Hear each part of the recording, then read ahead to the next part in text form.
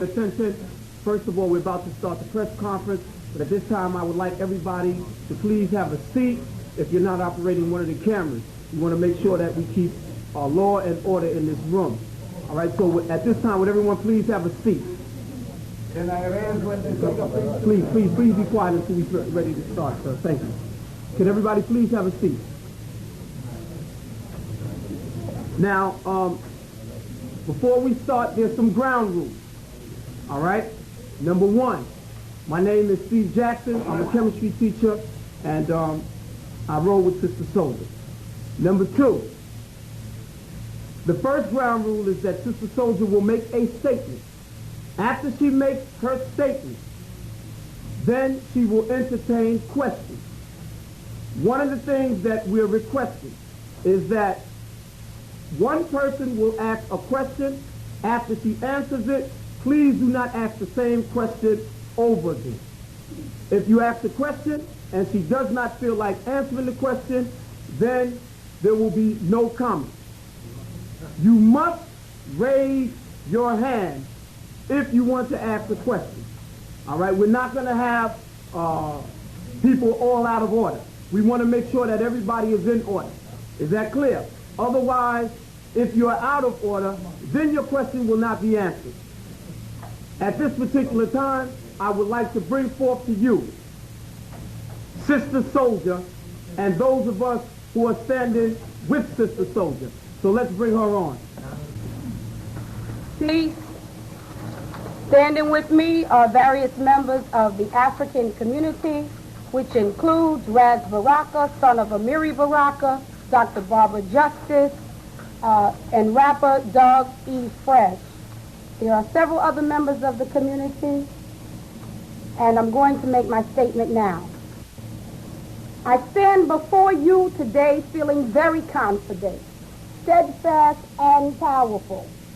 At the same time, I am surprised that as a young African woman, I have impacted and effected the development of not only national politics, but international politics as well. It is very shocking to me that in a time of American economic recession and inner city urban chaos, Democratic presidential contender Bill Clinton has chosen to attack not the issue, but a young African woman who is very well educated, alcohol-free, drug-free, a successful self-employed businesswoman, and a community servant.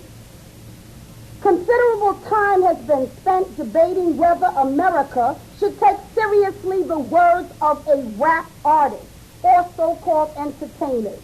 Let me clarify for the press now who I am.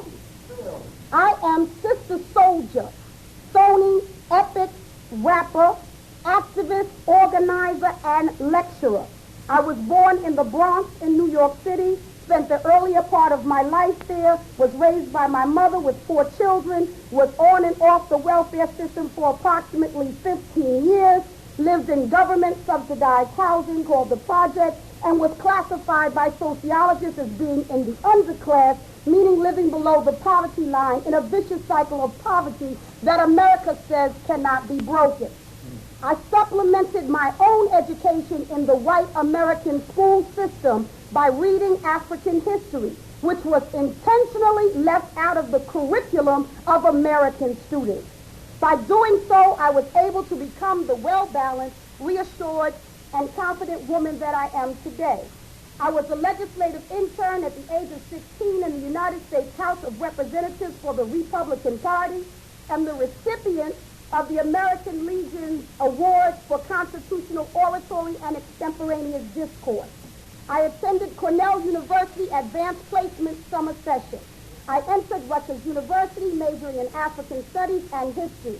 While at Rutgers University, I attended the University of Salamanca, studying abroad in Salamanca, Spain. I worked at a medical center in Zimbabwe. I have visited Mozambican refugee camps, traveled throughout the Southern African region.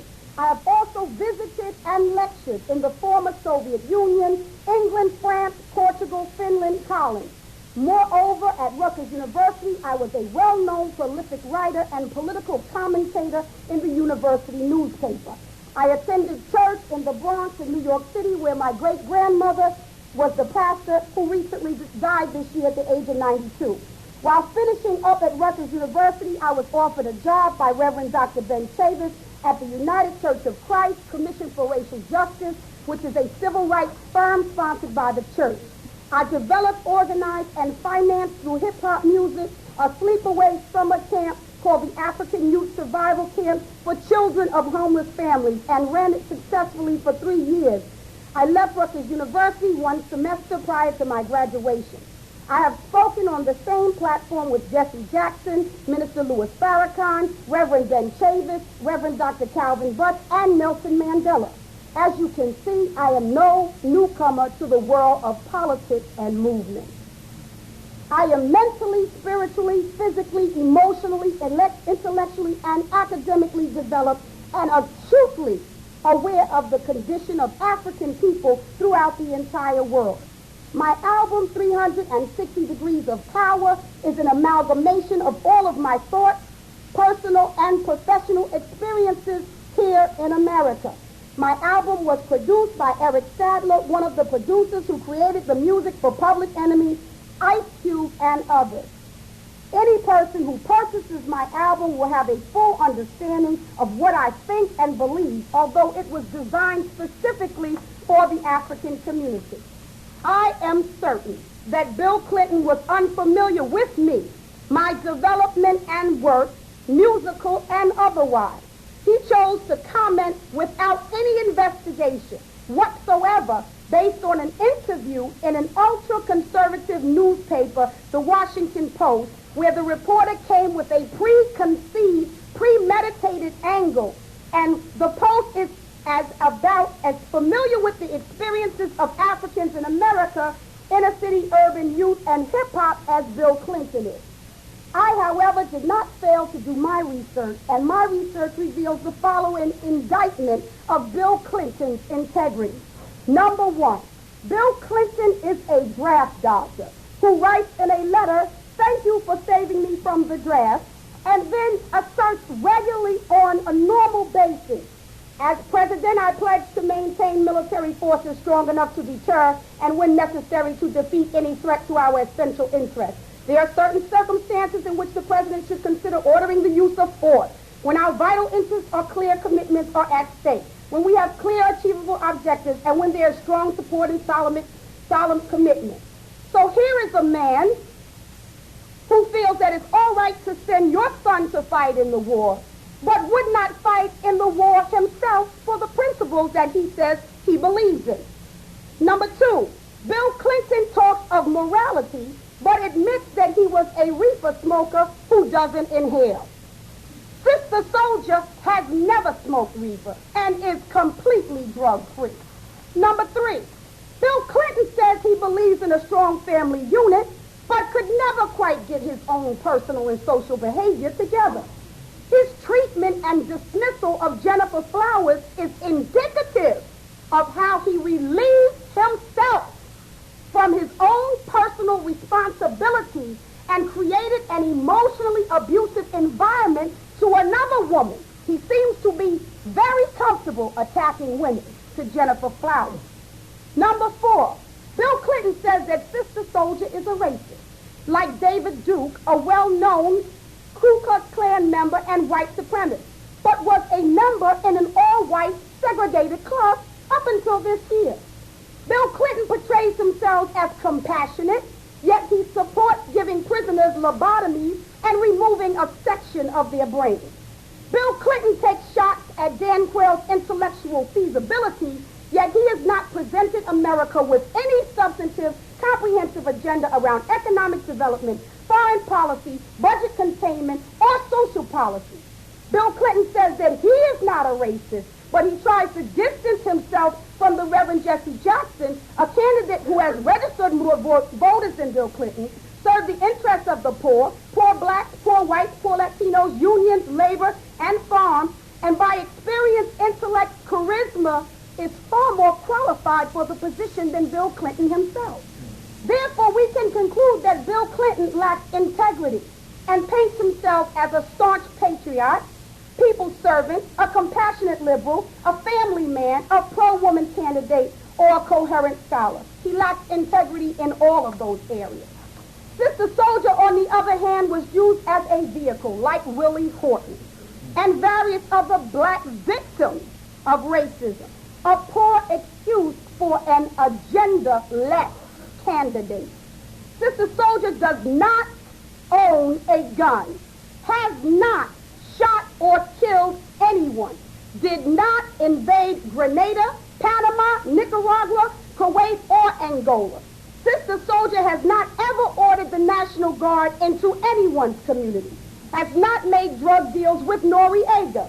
Sister Souljah has never been a member of a terrorist organization, has no history of crime whatsoever, has never lynched white people, burned crosses on their lawn, or hung them from trees. Sister Souljah has not systematically denied people the right to study and enjoy their culture in the so-called public educational system. Sister Souljah did not send the Haitians back to Haiti as though they were subhuman. Sister Souljah did not kill the native Indians under the guise of friendship. Sister Souljah did not cause or inspire police brutality, did not beat Rodney King or shoot Philip Pinnell, never shot a little white girl in the head for stealing orange juice and killed her and let her murderers go free. Sister Souljah did not vote on the Simi Valley jury and let criminal cops go free. Sister Souljah did not create the economic conditions of South Central Los Angeles or any other urban area for that matter, did not create an environment of insecurity that forced young black men into gangs. Therefore, we can conclude that Sister Souljah is not a racist, nor is any other African leader or African person in this world able to be a racist because they do not have the power to collectively and systematically beat down and destroy white people, European people. Does not have the power to deny it all, refuse to discuss it, and silence, intimidate, harass, and hunt down those who take a stand and fight back. Yes, I am angry, which means that I am sane. Only an uneducated and misguided African person would not be angry at the racist white transgressions of this society. The context in which my statements were made in the Washington Post was this, and I paraphrase, speaking in the mindset and in the voice of a gang member. Were you surprised at what happened in Los Angeles? No, I was not. White people should not have been surprised either. They knew that black people were dying every day in the streets of Los Angeles to gang violence created by poverty and social chaos. But they did not care. If young black men in Los Angeles would kill their own kind, their own brothers and sisters, what would make white people think that they wouldn't kill them too? Do white people think they're better, or is it that white death means so much more than black death, and there is an absolute double standard? Breaking it down, this means simply the same thing that Martin Luther King Jr. said. Injustice anywhere is a threat to justice everywhere. As Sister Souljah, I reserve the right to fight against white racism. I have not ordered anyone to kill anyone. I do not advocate anybody killing anybody. My album creates pressure on white America, a lot of pressure, and pressure is what white America needs, deserves, and inherited. No justice, no peace. Bill Clinton, it is time for you to choose or lose, like you're going to do tonight on MTV. By the way, MTV is a station where Sister Souljah's videos are banned, which means that my videos could not have provoked the situations that have occurred with black youth in the inner city urban areas because black youth were not even given the opportunity to see my videos because my videos are banned from MTV. So how could they have provoked if nobody, by and large, in the general hip-hop audience was allowed to see them? Bill Clinton, you cannot assume that black people will automatically vote for you. You should stop expecting a handout and work to earn your vote. What is your agenda and relationship to black people in this country and African people abroad? What is your relationship to black youth beyond the patronizing gesture of picking up black babies and patting them on their heads? How will you provide economic opportunity? How will you rebuild the country? Is it that you didn't know about the conditions of inner city urban America, or is it that you just didn't notice, like you didn't notice that you were in a segregated club? How will you address the Haitian issue? How will you address all issues of significance to African people in America since you are courting our vote? I would like to end my statement by saying this.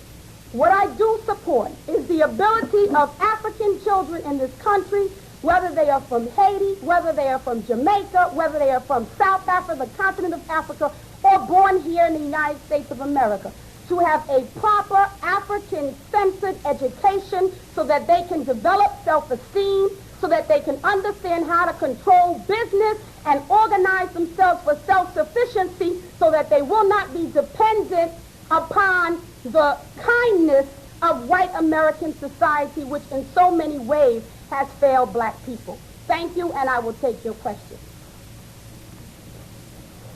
Yes. But here in the... Will you endorse the words of the presidential election, or do you intend to endorse it?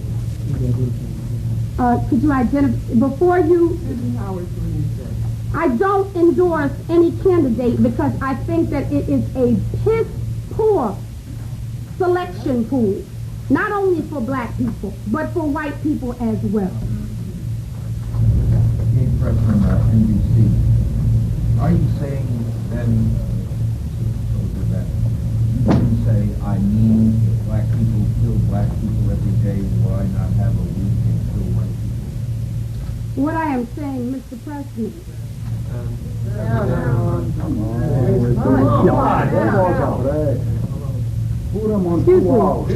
could you get out of the way? Yeah. Thank you. What I am saying is that in that particular interview, and this is the last time I will answer that question, in that particular interview, what I was saying is that gang violence goes on in Los Angeles all the time. Nobody was concerned about the fact that black people were dying.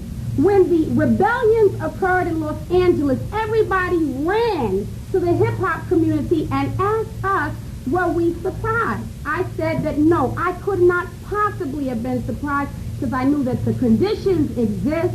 I knew that nobody in political power and economic power had done anything about them. And I said, in the mindset of a gang member, once you have become casual about killing, it no longer has any color. If you would kill your own brother, or kill your grandmother, or kill a baby, well, certainly you would kill anybody. In the mindset of a gang member, why not kill white people? So what I was doing was putting myself in the shoes of a gang member who had been accustomed to a hostile environment, had developed a hostile attitude, and had murdered at random as a way of life, which could affect either black or white people. Are you trying to shock white people into doing the right thing?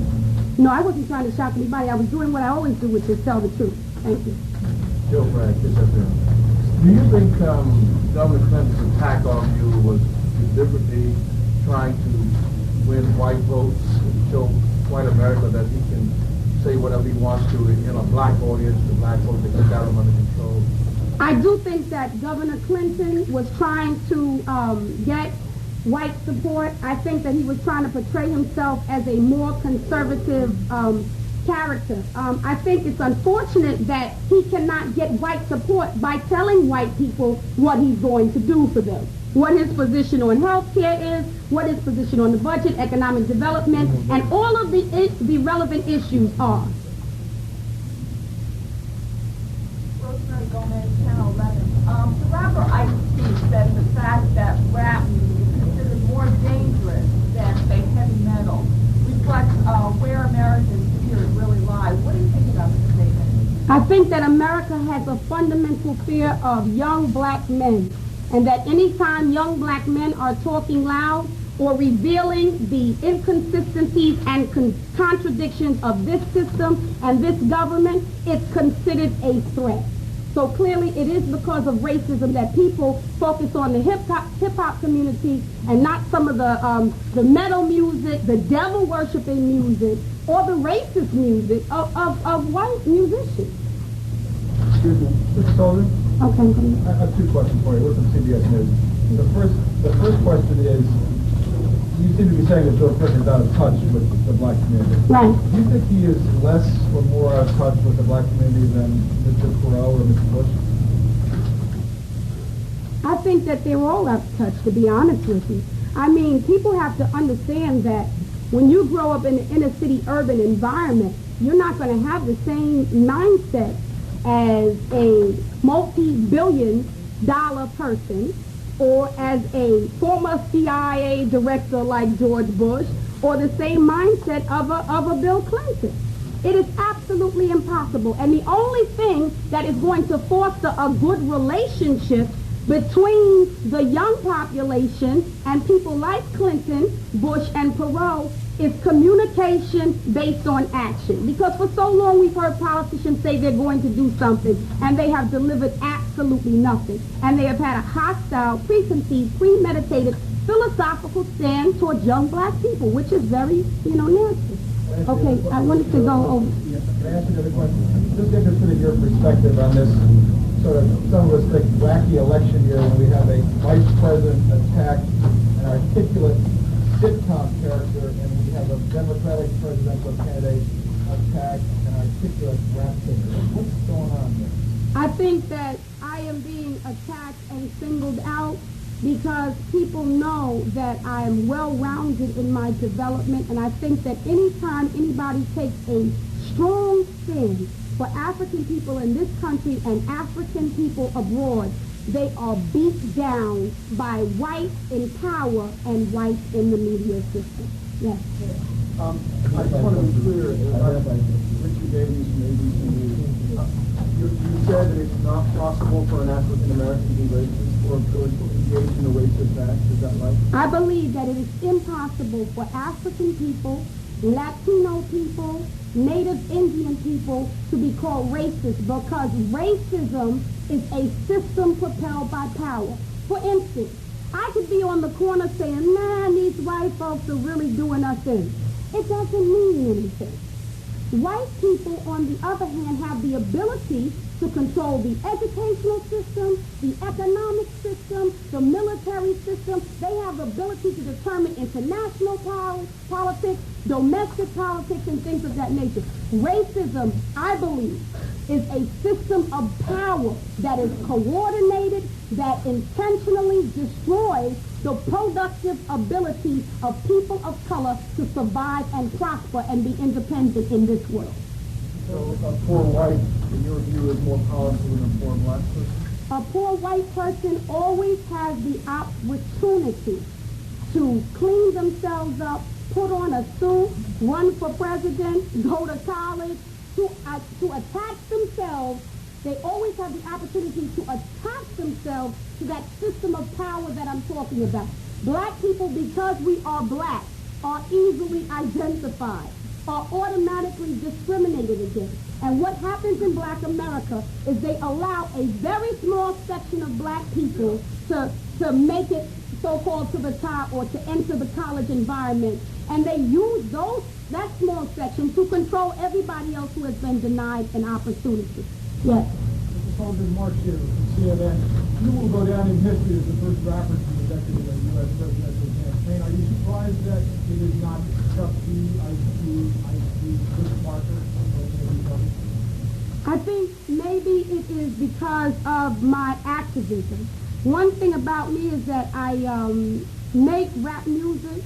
I developed the 360 Degrees of Power album myself, but at the same time, I work with homeless children.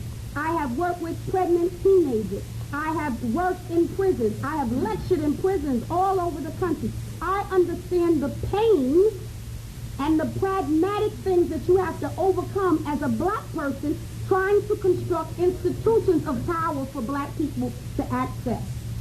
Yes. Identify, please. I'm sorry, most of them in the campaign so far, large numbers of the African American community have actually supported the campaign of Bill Clinton. So there's a two-part question. Number one, do you think that Bill Clinton will really support the African American community? And if he does, where will they go? Well, I think that a lot of African people have supported Clinton because it's a trick box with African people. Historically, we're assumed to automatically vote for the Democratic Party. And historically, we are denied the opportunity to have good choices. And so they're going with Clinton by default. Scared of the fact that Perot may be a economic tyrant. Scared of the fact that George Bush has proven that he has no compassion in African policies, domestic or abroad. So by default, we are pushed into a position of dealing with Clinton. But I think what happens will depend on how the African community moves from this point. I am supporting making Bill Clinton, as well as any other candidate, work for African votes. And if he does not work for African votes, I would ask the African community to unify and reevaluate their position on how we can achieve power within this system. You don't think that at this point that the fact that he has this tattoo will cost him votes? Oh, sure it will. I mean, Reverend Calvin Butts has supported me. Reverend Timothy Mitchell has supported me. Reverend Jackson has supported me. I spoke to Minister Louis Farrakhan. He has supported me. Ron Walters, Democratic from the Democratic Convention in USA Today, supported me. Well, if African American voters turn off the Clinton, where do they have to go? I mean, look at the other two things. I think that there is a block that we can create. One thing that Reverend Jackson said that I agree with is that this is a peculiar race because this is not a two-man race. This is a three-man race. And we can determine who will or will not get into that seat. And I think that it's important for young people, and I want to make this clear, to register so that we can use our vote as power against these people that have a very casual attitude towards our existence. Okay, yes. How has this affected Reverend Jackson's relationship with Clinton? And what are your views of Clinton before Saturday? I think that Reverend Jackson, I think that the Democratic Party had a preconceived posture on Reverend Jackson anyway, because I believe that they are racist. I think that Reverend Jackson was the obvious choice for the vice presidential slot. He has done more work and is related to more people than all of the other candidates. But they have invented the sister soldier crisis to avoid giving a black man a powerful position that he has earned far beyond them. Oh, excuse me, identify yourself. Identify yourself. Before Saturday, I viewed Bill Clinton like I view a lot of white politicians. That is, they will eat soul food, they will play jazz music, and they will love black women, but their policies will remain as conservative and destructive as those that emanate from the Republican Party. So I had no love and compassion for Bill Clinton even prior to that. I was not fooled by the Arsenio Hall appearance that he made. You know, I was not won over by the saxophone solo. You know, that didn't move me one iota. Okay. All right, you have to... Identify yourself, please. Mark Kempton from you. May I ask you a philosophical? Sure. One of the problems that these gangs in California, we're taking the view of them to a certain extent, that is my view. To a certain extent, the Post and Siegel argued for law before we killed each other. Now, is there any way that you know that these kids can escape from suicide? Yes, I believe that... Suggest to me that it worries you as much as it probably really does. I mean, aren't you worried about it? First of all, my first love is for African people. And I need to clarify this to the press because I have seen people playing my videos and showing the section where I say, I am African first. I am black first. I want what's good for me and my people first. That is a natural and normal posture of self-love. So I think that the media should stop portraying that as hatred. Irish people have their clubs, Jewish people have their synagogues and Jewish community centers where they congregate. That is not seen as hatred. It is a long and historical thing that any time black people gather and unify, it's seen as a mob, a riot, a hostile environment. I think that that's wrong. I deeply love the young brothers that are in Los Angeles, even as they are confused in many ways. But I remind the press that the Bloods and the Crips made a historic leap, declared a truce, and was so shaken by the obvious recorded video of Rodney King that they have become much more receptive to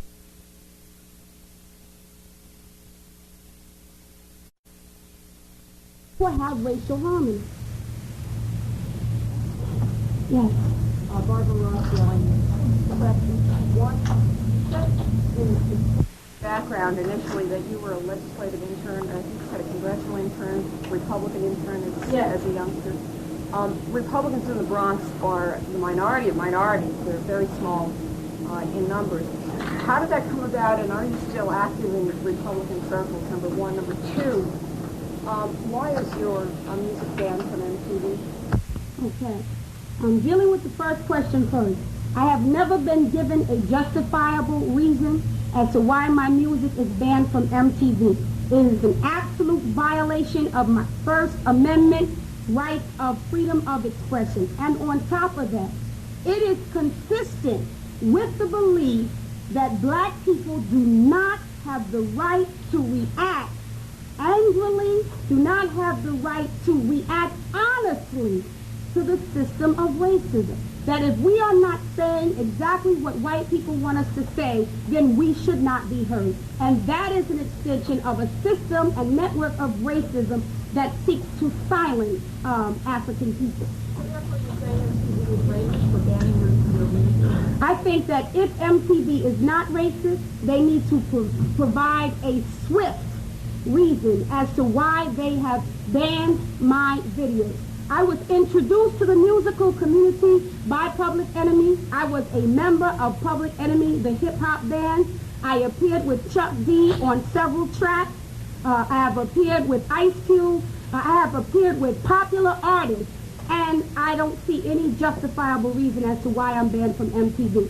No, I am not a Republican. I am not active in Republican politics.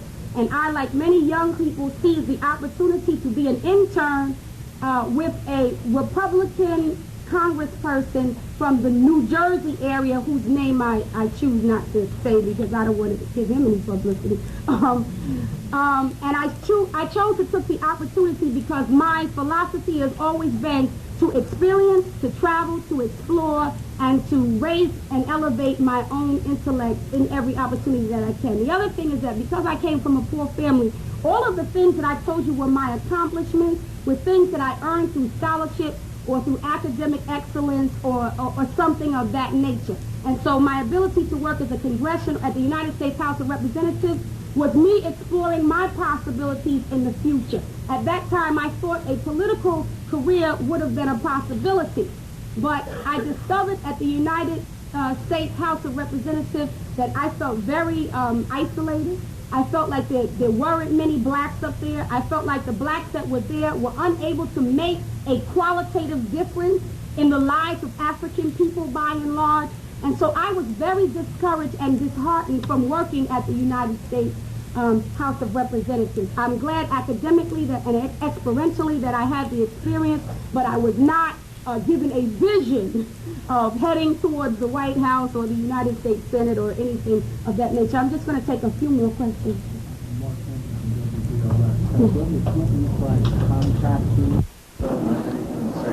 No, Governor Clinton has not contacted me at all.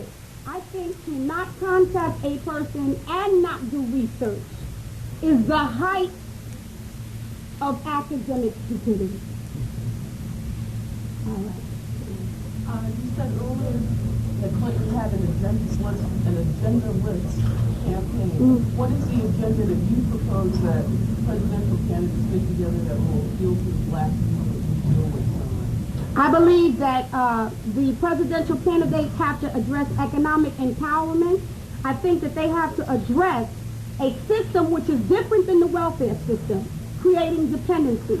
That they have to develop a system which teaches young African people that America is business, which means that you need to know how to put business together. I think it is contrived and conspiratorial for America to continue to produce high school graduates who don't know how to open their own businesses or organize their skills and a talent in a way in which they can be self-sufficient. So you have created a system which is organized to produce a massive population of people who are unqualified to support themselves. And I think that that's a very dangerous position for black and white America. Yes. Ron Taylor from the Washington Times. Now that you're involved in the campaign, what is your role going to be for the rest of the presidency? My role will be what it has always been. I am an African woman who is for economic, political empowerment of African people. I will continue to organize young people to express myself, to be unafraid of the attacks that I have seen. I think some of the whites that I have seen on television that have described themselves as liberals have revealed what a tricky word that is. Because I don't feel that they have come honestly on the issues of African and Latino people, yet they describe and define themselves as liberal candidates. Who else besides Governor Clinton would fit into that category? I don't want to give a list because I'll feel remiss if I leave somebody out and highlight somebody else. Yes. Mr. Souljah, Murphy Brown of all things, and even the pro-choice debate, have you seen to be women are also the scapegoats of the white male politicians? I think that women are perceived in this country to be people who should remain passive and cooperative. I think the difference is that as an African woman, I'm already caught up in a system of oppression, which means that I have to be at least twice as strong. I think that Clinton made a critical error when he attacked me because I am not Murphy Brown. I am very, very well prepared to defend myself and my people and to continue to organize. And I believe I'm far more articulate than Bill Clinton, far more intellectual than Bill Clinton, and probably a much better writer than Bill Clinton, and could give him some advice that could straighten up a very sloppy campaign.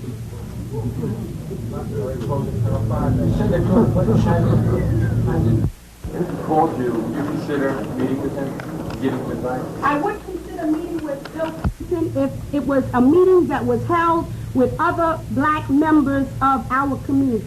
I believe it's important for him to listen not only to me, but to other African people, because if he does become the president, he certainly cannot display the ignorant posture that he currently displays. Yes. Rich Lance of CBS Radio. What do you think of Ross Perot, and do you have a message for white America? I think that Ross Perot still has the responsibility of defining where he stands on many, many issues. And I think that the American people should pressure not only Ross Perot, but all of the candidates to define where they stand. I think that there is a fear in America of actually saying what a poor condition we presently exist in as a people. Because people are afraid to cause a panic on Wall Street to really let people know what's going on with economics in this country. As a person that has had these 6-month savings certificates, I receive notices all the time saying that the interest rate is going down. And the interest rate is going down. And then when I turn on the financial report, they say that the economy is getting better. It's not that the economy is getting better. It's that when you lower the interest rate, you're saving the difference on the other end. And so I think it's time for the candidates to be honest with white people and black people about what their intentions are in rebuilding America. Do you have a message for white America? The only message that I would have for white America is that it is in the best interest of white people, European people, and African people for them to take a more just way of dealing with issues that confront African and Latino people. Because, as Senator Bill Bradley has said on several occasions, as we move into the year 2000, African people and Latino people will comprise of the majority of the workforce, which means that if we're going to work together, you don't want 100 million angry blacks and Latinos running around your country. You need to deliver some justice before you inherit the legacy of your own actions. Okay, so I'm going to close. I thank you very much for coming out and giving me a fair chance, and peace and progress to you all.